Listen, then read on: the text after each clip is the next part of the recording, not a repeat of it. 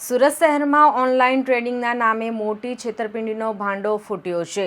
Surat cyber crime cell દ્વારા ₹16 લાખની છેતરપિંડીમાં સંડોવાયેલ આરોપીને હૈદરાબાદથી ઝડપી લેવામાં આવ્યો છે. આરોપીઓએ ફરિયાદીના પિતાને ગોલ્ડ માઇનમાં ટ્રેડિંગ કરવાથી ઊંચો નફો મળશે તેવી લાલચ આપી હતી. ત્યારબાદ વોટ્સએપ મારફતે બનાવટી વેબસાઇટની લિંક મોકલી રજીસ્ટ્રેશન કરાવ્યું હતું અને BSGC એપ નામની એપ્લિકેશન ડાઉનલોડ કરાવી તેમાં લોગિન કરાવ્યું હતું. આરોપીઓએ અલગ અલગ બેંક એકાઉન્ટમાં કુલ ₹17 લાખ ટ્રાન્સફર કરાવ્યા હતા. સાથે જ USDT બાય સેલના નામે નકલી પ્રોફિટ દર્શાવી વધુ રોકાણ કરવા પ્રોત્સાહિત કર્યા હતા. જ્યારે ફરિયાદીના પિતાએ પૈસા પરત માંગ્યા ત્યારે વિવિધ ચાર્જના બહાને વધુ રકમની માંગણી કરવામાં આવી અને અંતે રૂપિયા પરત ન આપતા છેતરપિંડી કરાઈ હતી. આ મામલે તારીખ 20/3/2026ના રોજ સાયબર ક્રાઇમ પોલીસ સ્ટેશનમાં ગુનો દાખલ કરવામાં આવ્યો હતો. તપાસ દરમિયાન ટેકનિકલ એનાલિસિસ અને બેન્કિંગ માહિતીના આધારે પોલીસ ટીમે હૈદરાબાદ જઈ આરોપીને ઝડપી પાડ્યો હતો. હાલ પોલીસે આરોપી વિરુદ્ધ કાયદેસરની કાર્યવાહી કરી વધુ તપાસ હાથ ધરી છે. માઇનિંગમાં ટ્રેડિંગ કરવાથી વધારે નફો મળશે એવી લાલચ આપીને ફરિયાદી સાથે ચીટિંગ કરવામાં આવી હતી. જે મામલાની ફરિયાદ સાયબર સેલ સુરત શહેર ખાતે નોંધવામાં આવેલ હતી, જેમાં 16 લાખની ટોટલ ફ્રોડ ફરિયાદી સાથે થઈ હતી.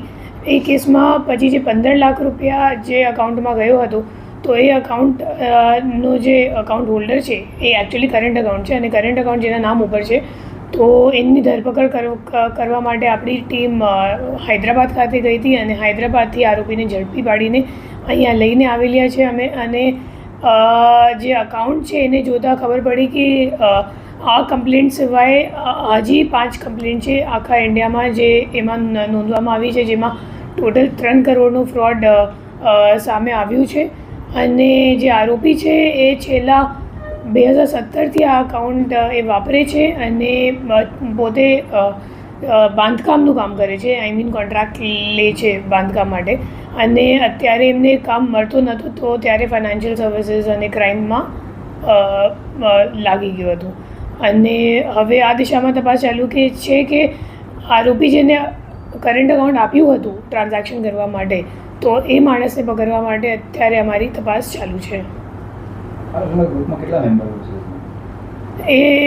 એમ તો લેયર 1માં 2 જ અકાઉન્ટ હતા. એક તો આ કરંટ અકાઉન્ટ જેમાં 15 લાખ રૂપિયા ગયા હતા અને બીજો અકાઉન્ટ છે જેમાં 1 લાખ રૂપિયા ગયા. હવે આખી કડી ખુલશે જ્યારે પૂછપરછ કરી અને એમની ફોન ઉપર અત્યારે અમે લોકો ઘણી બધી માહિતી મેળવી લીધી છે, તો એના ઉપર હવે તપાસ આગળ ચાલુ રાખવામાં આવશે.